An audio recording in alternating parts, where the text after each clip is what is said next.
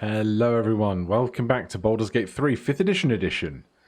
Last time we came up here and had the big battle outside the Druid Grove gates, say that 3 times fast, and not only did we find Wyll and manage to keep him alive, but we also got enough XP to level up to our 2nd Warlock level. So our hit points are going up to 17, we gain a 2nd Warlock spell slot, and we get to pick 2 eldritch invocations. So these are kind of like mini feats that are exclusive to Warlocks. You get more of them as you level up, but to start with you get to pick 2. I think they're locked in forever, but there is a variant rule in 5th edition where you can change one when you level up, or when you get a new one you have a chance to change an old one, but that might be a Tasha's Cauldron of Everything thing, I can't quite recall. In any case, there's Agonizing Blast, which will add our Charisma modifier, which is currently +3, to our Eldritch Blast damage.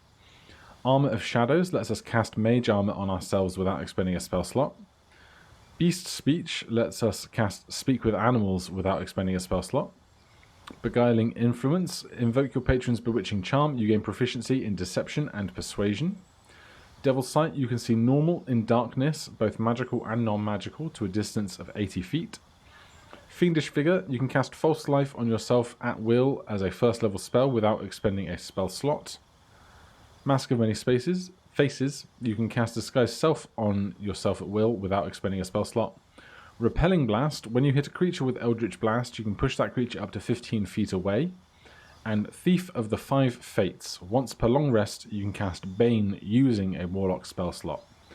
We also get to take a spell. So Hex is obviously going to be the one we're going to take, although we can obviously take any of the ones around us, but Hex is going to be it for us today. And we can choose to remove one of our known spells and replace it with one of the ones that we don't know, but we're not going to take that option right now. So the very obvious choice would be to take Agonizing Blast to increase our damage, and something like Repelling Blast so that we can push creatures off of bridges and ledges and things like that. Devil's Sight is of course incredibly good because we're human, we don't have any kind of dark vision, so that would be incredibly useful.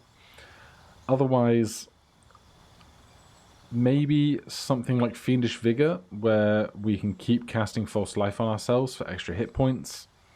Mask of Many Faces would let us do things like change into a drow in the late game, which might be very useful. But I think I am just going to go Agonizing Blast, Repelling Blast, and we're just going to try and push stuff off cliffs, keep our distance from stuff, and use that to our advantage moving throughout. So that's everything for our level up. Goblins. What's next? So we have 1 unused spell slot immediately. We now have our Hex spell in our toolbar, and we've gained those hit points to our max. They have been populated. So we could take a short rest now, but I don't think we're in for any immediate combat before we find Wyll and recruit him. So here in the Druid's Grove, everything is quiet and safe, unlike the last few times we came here with Frobo, where it was basically a constant war being waged. And over here is our old pal, Aaron. I won't leave them behind. Come on, game, you can do it. Refugees, adventurers, no one in years, and suddenly we're overwhelmed. Well met, and thank you for beating back those goblins.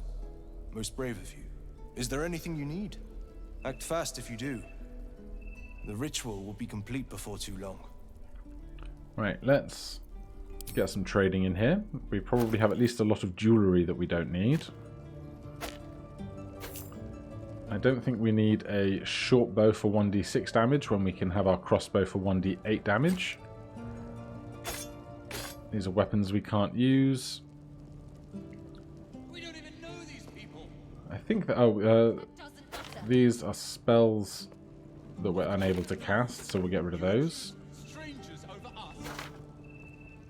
And I don't think we're going to need the Gloves of Power, but I'll hold on to them for just a little extra while longer. We can't cast Revivify because Revivify is not a spell on the Cleric, on the Warlock spell list. It's on the Cleric spell list, And silver locket can go as well. I think that's everything that we need to trade off. Now, is there anything here that we want? +1 level armor we want, but we cannot afford.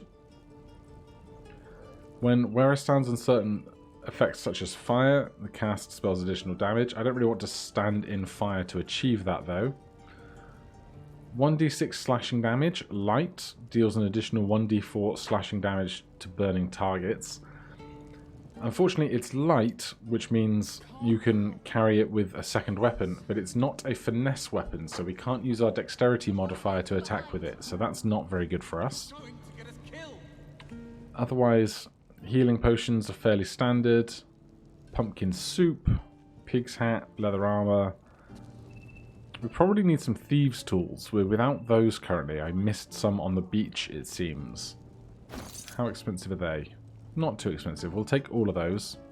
And we'll just trade that off for now. Oh, we don't need this extra dagger. I don't think we need this hand axe either. Alright, very good. Now, let's go find Wyll. These boots have seen everything. So, I think he's over here training. There he is. We don't even know these people. Children! Go on. Give me your best shot.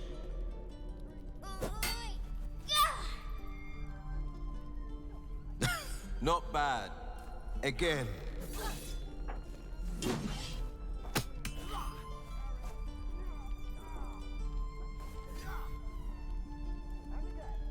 Hey, keep focus. See how I used your own force against you?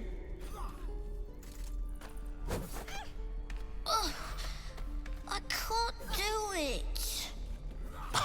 Of course you can. It just takes time. I didn't become the Blade of Frontiers overnight. Hey, can I have a word? The man's smile bends downward, and his thoughts become yours. An unknown face commands your mind. Blue skin, gnarled horns. I'll be damned to the hells. You were on the ship. A strange sensation courses through you, and Will's mind unfolds, secrets half revealed. So, this is showing us that we can now use our illithid powers in various conversation checks. A strange sensation coursed through you, and Will's mind unfolds, secrets half revealed. I was indeed. Ship? I don't know what you mean. Illithid and wisdom. Try peering further into his mind, or we can talk Warlock and go, I saw a creature in your thoughts, your patron perhaps? And because we're playing Warlock and that's the theme of this, I think we'll go with that first. Keep at it, kid. A creature? Well, sounds like that parasite's really wormed its way in. We've both got bugs tickling our grey matter. And I've been having the strangest dreams. I haven't turned into a mind flayer just yet. But sooner or later, my luck will run out. Been thinking I need a healer. And I reckon you've been thinking the same. Yes, the sooner the better. I've been waiting for this druid Halcyon to return. They say he's pretty powerful. He could probably help us. Problem is, the goblins have nabbed him. We better go find him before we start growing talons and tentacles. Alright, let's go find him together then. Excellent idea, but I have a condition. Go on. Look at these kids. They've no chance on the road, not while goblins infest it. I've got the grandest of plans. You and me, we kill the goblin horde's leaders. That should scatter the buggers. Frontier justice, I call that. What say you? I can get behind that. Splendid. It's time for some old-fashioned hero work. So, we have Wyll on side. He's back to level 1, so we get to redo his hop up to level 2. I did not know this was going to happen. I thought we were just going to recruit him at level 2, but we have 17 hit points, our second Warlock spell slot again, and we can see what spells he currently has. Armor of Agathis and Arms of Hadar. Armor of Agathis gives you 5 temporary hit points and deals 5 cold damage to any creature that hits you with a melee attack. And Arms of Hadar. Call forth tendrils of dark energy. Target take 2d6 necrotic damage and can't take reactions. Otherwise we have Burning Hands, Charm Person, Command Halt, Expeditious Retreat, Hellish Rebuke, Protect from Good and Evil, and Witch Bolt. So, we are already with the other... There you go, the Fiend. And so for the Fiend, we get a thing where if he kills a creature, you get temporary hit points every time. Now, that was previously bugged. I'm not sure if it's been fixed or not. But I think we don't need Armor of Agathis. And so instead, I'm going to take Witch Bolt and hope for some kind of long-term damage where we can get it. We're going to take Hex as well, because that is just the absolute standard. And then here we also have the same choice of invocations as our primary character does. And so, is there anything else that we want to do differently? I think Wyll could take Mask of Many Faces. That would be interesting roleplay for him when he gets down to the evils and all the other kinds of creatures that we have to deal with later on. We already have proficiency in Deception and Persuasion, I believe, so we don't need to double up on that. We don't need False Life, because as I've said, we have the Fiend working for us. I don't really like Bane very much, because your opponents have a chance to save against it, and if they succeed in that save, your spell slot is just wasted. Devil's Sight you can see normally in Darkness, Beguiling Influence, Beast Speech, Armor of Shadows, and Agonizing Blast. We could go full roleplay with Wyll and go Beast Speech, Speak with Animals, although apart from the Owlbear fight, I can't think of too many instances where this will be really that impactful. So let's take Mass of Many Faces and Agonizing Blast for Wyll. We've got Hex, we've got Witch Bolt, and with that we will continue. Remember, you have teeth and claws. Use them. Let's just see how we're doing for our equipment. So we have padded armor, disadvantage on stealth rolls, armor class 11 plus our dexterity of 3.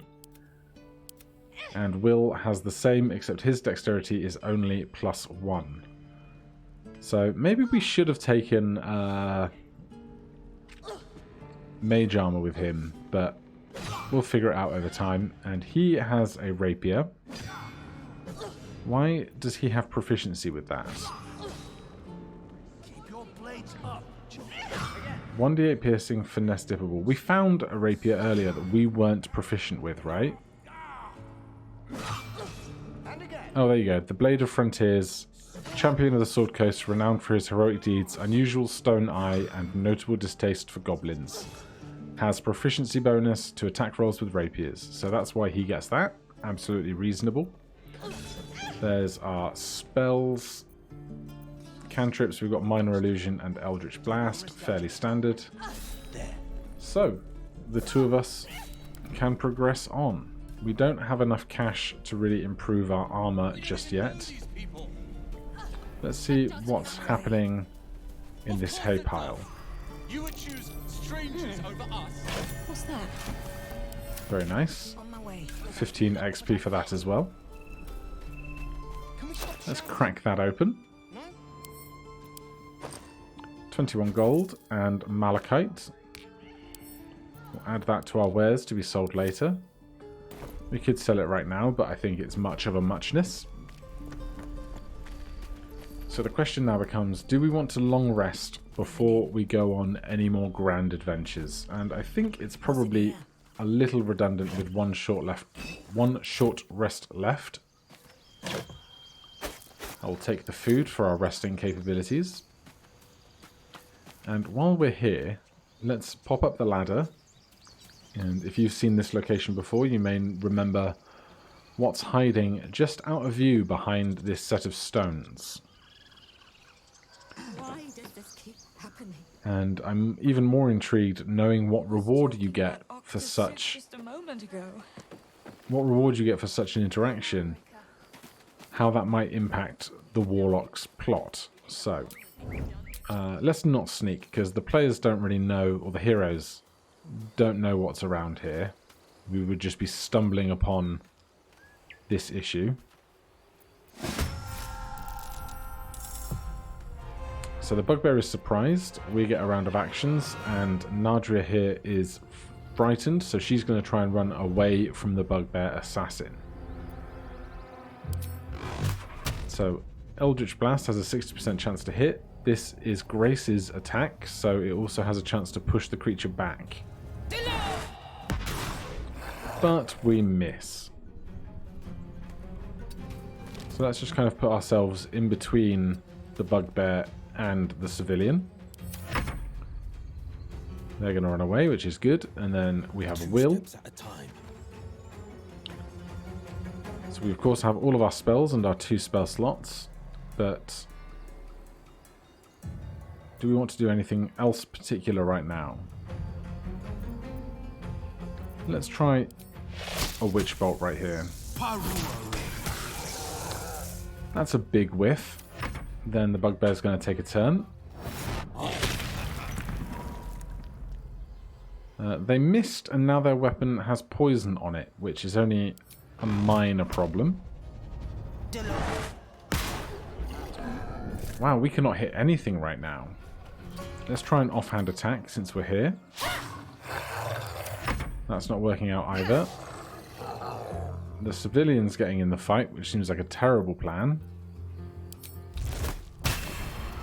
This is AoE around us, so that's not going to help out.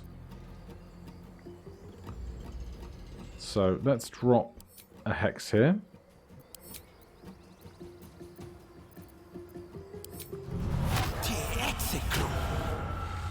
And then we'll attack with our weapon rather than a ranged attack. That is a great crit. Did we do poison? Oh, necrotic damage from hex, of course.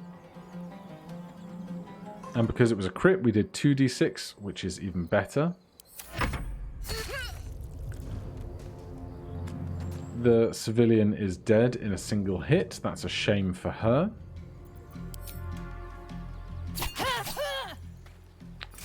Well, unfortunately, we couldn't save her. All's well that ends not as bad as it could have.